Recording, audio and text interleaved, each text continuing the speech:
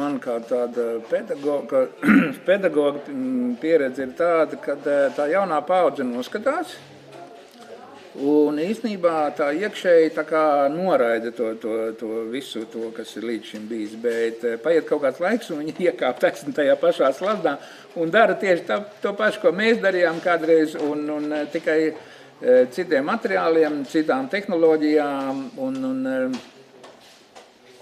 Bet man liekas, ka ārkārtīgi tāda mega svarīga, teiksim, kā lai tā pieklājīgi pasaka, negribētu teikt veco fotogrāfu, kaut kā neizklausāt. Tādu pieredzējušo fotogrāfu uzdevums numur 2 ir tas, kad dalīties, stāstīt, rādīt godīgi un atklāti, kā viņi ir risinājuši kaut kādas fotografu dzīves situācijas, tīri vai tehniski, vai mākslinieciski, vai vēl kaut kā, un dot tiem jauniešiem tādu lielāku atspērienu iespēju, kad varbūt tās nepatēriet viņiem tur 20 gadus, lai saprastu kaut kādu vienu lietu.